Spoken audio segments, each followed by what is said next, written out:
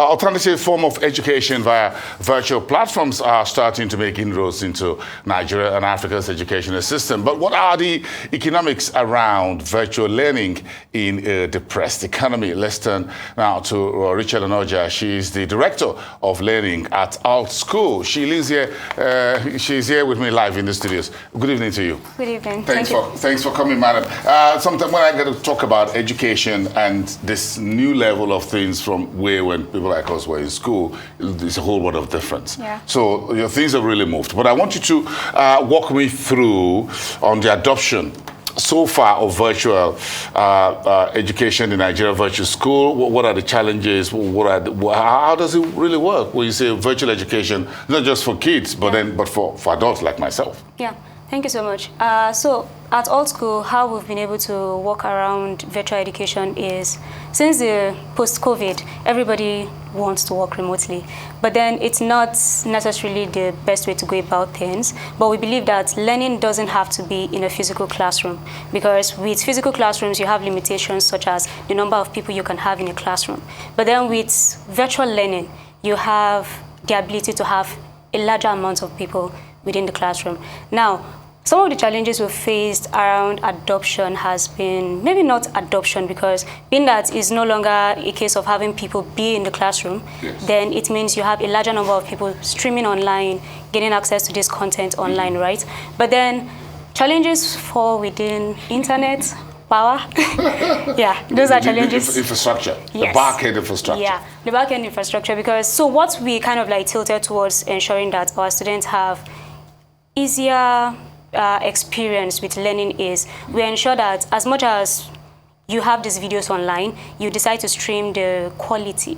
So you could reduce the quality so it doesn't consume your data, because learning... In terms of MBS, yeah, or the size. So, yeah, because you have a lot of content you need to consume and you don't have as much data as you can dedicate to consuming this content. So with reduction in size of the video you're watching, yes, it helps you to kind of like take on this knowledge easier, and you don't have to spend as much money as a student. Because a lot of our students are not just Nigerians, they're not just Nigerians, but then a lot of them are also not students. Some of them are actually full-time employees, so you don't expect them to come into the classroom every single time.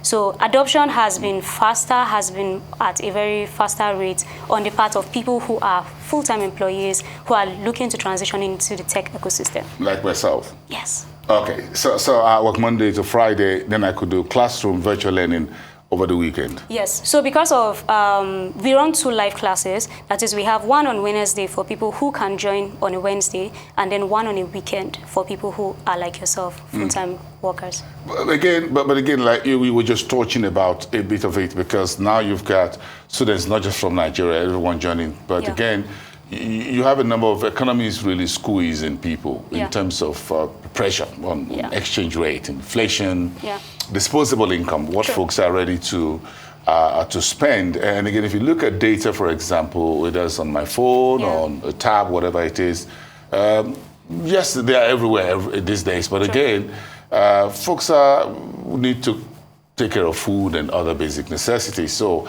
are there challenges on that front in terms of what is chargeable, what you can say, these are the fees for whatever, and how much time folks can commit to really being in a virtual education room? Yeah, so with time commitment and financial commitment, we try to make it as minimal as possible, because we know that in the economy, inflation is something that no one can have any form of control over, right? We don't control it. I know. So with that, we sort of like try to make it, we ensure that we stay ahead of the curve with staying mission-driven, right? Now, our mission at Alt School is how can we decentralize access to quality tech education, quality education in general. And with decentralizing it means there are people on the higher spectrum of the financial tax bracket, and then people on the other side of the spectrum, right? Don't tell me you're going to ask for my pay package before you charge me. So with that, we kind of like keep the cost as minimal as possible. It's not, we pride ourselves in the fact that our program is not free, but then it's also not what you would pay for a premium bootcamp program. So the minimum amount you would pay for a tech bootcamp program is $1,000. But then for us, the highest you can pay. Hold on a second. Yeah. $1,000. $1,000. Okay, now that takes it to AAA. Yeah. So, but with That takes it to AAA level. I know. So with our program, we ensure that whatever it is you are paying, you won't pay up to $400, which is really fair. With the quality of education we're bringing, because we don't just work with people who are professors, we work with industry experts. So working with industry experts, yes, in terms of faculty, we work with industry experts, people who are actively in the field, building solutions, who know what is happening out there. And then these curriculums have been updated every year. So with that, we try to kind of like stay mission-driven, but then ensure that there's quality education accessible to people at a cheaper rate. Modern life. Yeah. But again, how is all of this contributing to what you call digital financial economy in Nigeria? I think for the digital financial economy in Nigeria, how we try to actively support is by ensuring that our students have access to all of the information they need around financial literacy, digital financial literacy, and then empowering them to go build products that are not just fintech products that are majorly saturating the market, but boosting adoption. Now, we are focusing on people who are product marketers, product managers, who can, not just software engineers. You build this product, you need people to actively get other users to use it. So these users go out there, push for adoption, not just in Southwest Nigeria, go to the north, how can we push for this adoption? And because, I mean, a lot of people in the other parts of Nigeria still want to hold on to cash, but then we're moving towards a more cashless economy, getting more people to tap into the cashless economy. So with all of our programs, we enable our students to drive towards build solutions that matter, that are future-proof. And future-proof solutions are solutions that are more on the digital space and not just solutions you have all around and everybody is just using it how they want to use it. So empower people to know what they need for the next 10 years and then empower them to build the solutions in order to boost the economy in the coming years. Interesting where and how it all connects. Yeah. And I'm trying to wrap up this conversation and asking you, what more would you like to see the government do to improve easier and faster adoption of virtual education in Nigeria? Because whether we like it or not, if we don't move, the world is going to move us. True. The digital space is going to move you if you don't move. If you don't move, the digital space will definitely it's going to move you. Yeah, so I think some of the things that would be really interesting to see would be additional support towards edtech platforms, platforms who are enabling virtual education. I believe that edtech platforms are not here to disorganize what is currently here, but to kind of like build upon the system and then actively complement it. So we should be tilting towards getting more of our curriculums online, getting them updated. We shouldn't have situations whereby you walk into a school and a lab just has 50 computers and then you have over 1,000 students.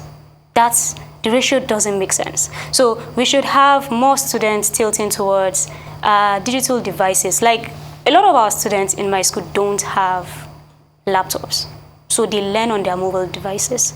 Now, how many students today have mobile devices? Because they actually can't afford a laptop. So how can we empower more people to have access to digital devices, have more learning content on their devices that they can afford? It's not about who can own a MacBook today. It's who can afford quality education on their own palm device. Now, how can the government empower all of this?